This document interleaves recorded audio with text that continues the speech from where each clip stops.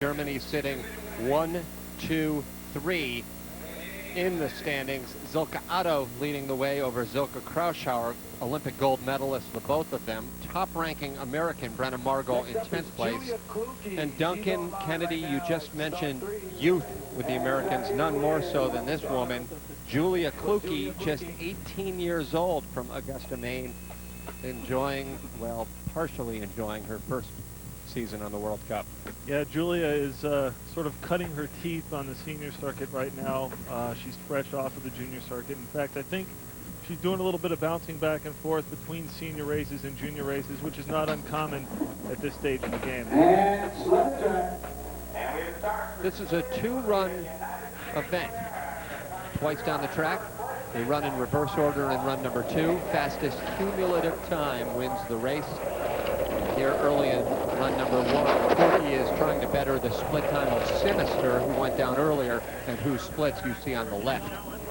Virtually identical. Think of this as a qualifying session, if you will, or a time trial in motorsports or in Formula One. They're really up against the clock, not head-to-head with somebody else. So therefore, the athlete really has to be focused on the task at hand, not knowing how the run is actually going at the time unless a major mistake is made. Approaching the finish line, Julia Kluge does it, 45.712.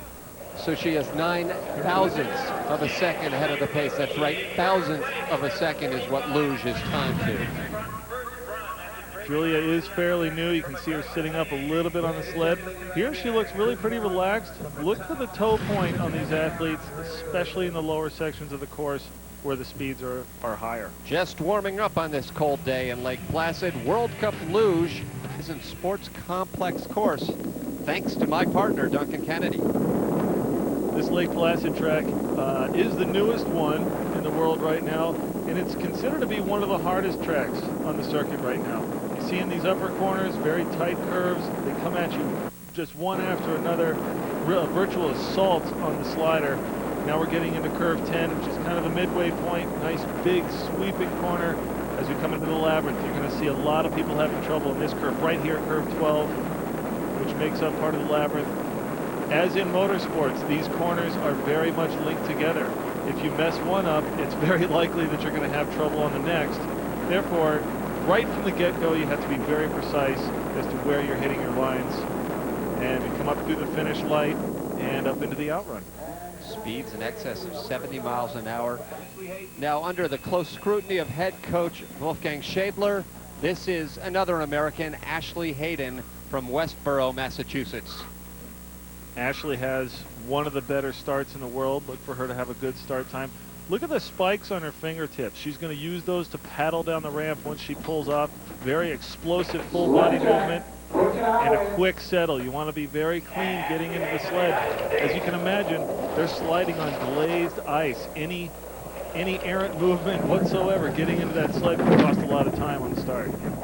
Now, following the 1998 Winter Olympic Games, the entire USA women's luge team retired. When they regrouped, they brought in a bunch of teenagers. And though just 21 years old, Hayden is in her 4th year on the national team. Very nice job through curve 12 there. She had a little bit of trouble in 11. And actually, from what I could see, little trouble there. She's maintaining her composure, though. That's a good sign. You don't want to see the athletes sitting up on the sled when they get into trouble. That's just going to compound the issue. Chasing down Canadian Reagan Lauscher, who took the lead during the commercial break, and not doing so. It looked like there may have been a problem, or I should say sounded like there may have been a problem very late in that run. Yeah, she did. She looked a little bit tense in some of the areas there. This track is brand new for everyone. This is no one's home track necessarily, so everyone's sort of trying to figure it out as they go along. A little bit of trouble out of 10. A little high in the beginning of 11. That actually helped her curve 12 a little bit. Here we see her coming into the chicane, trying to keep the feet high. She's a little offline, but staying relaxed is going to be the key. In run 2, Hayden will have her work cut out for her to try to match her season best 5th place finish. There's a look at the nearby Sentinel Range in the Adirondack Mountains. The Adirondacks considered one of the very oldest mountain ranges on Earth. From the old mountains to the young American lugers. Next up, Courtney Zablocki Another 21-year-old, another Olympic veteran who finished 13th in 2002 in Salt Lake, makes her home in Highland Ranch, Colorado. What's great is these athletes, these young American women, have come up together through the ranks, and they're sort of pushing each other along. Now that is difficult. When you look at these teams with world champions and Olympic champions and World Cup medalists on them, it's much easier to pass along that information. These girls don't have that advantage. They're sort of going it alone, feeling out the World Cup circuit on their own. Little bit of trouble in the upper labyrinth there. That's going to cost her some time. Very important to gain speed in the upper part of this course. Out of Shady and making her way to the chicane. Zablocki is a graduate of the Verizon Slider Search, a program where the team goes around the country and tries to recruit athletes during the summer. In this case, it worked. Well, it works quite a bit, Tim. That's where we get most of our young athletes. And the younger they can get on a sled, the more experience they're going to have to go up against these European competitors. Around the finish, Courtney Zablocki with a third-place time of 45.614, 15 hundredths off the pace. And she is shaking her head in disgust. Let's look at the trouble into curve 8 here. A little too late in there. Way too high on the exit.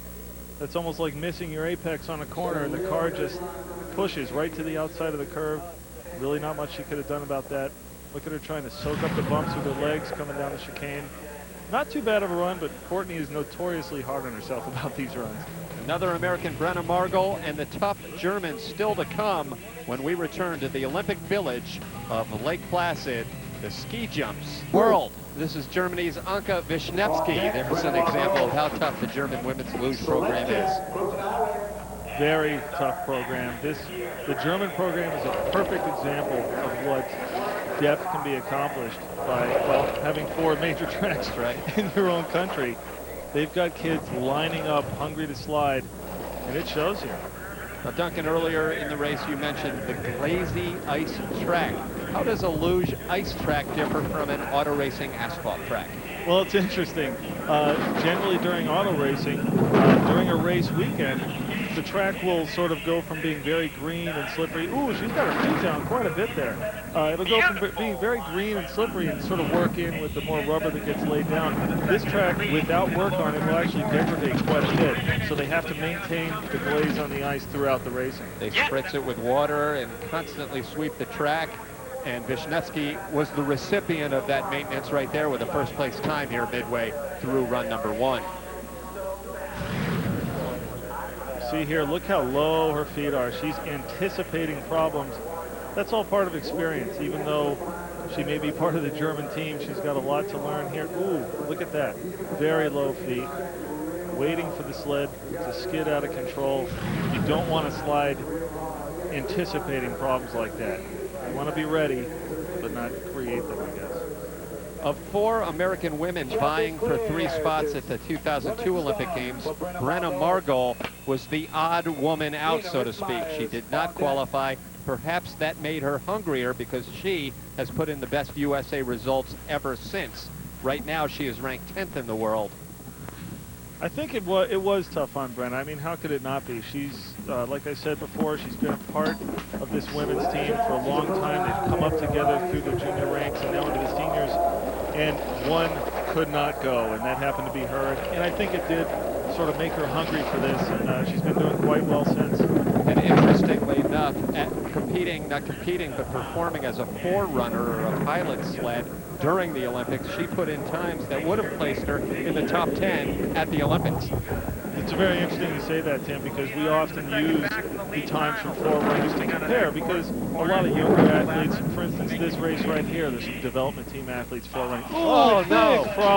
Big problems in the chicane. I don't think she saw that coming at all because there was no reaction until something actually went wrong. Oh, boy, she knows that's going to really hurt her time. A quick recovery, but a slow bottom of the track as a result of the problem.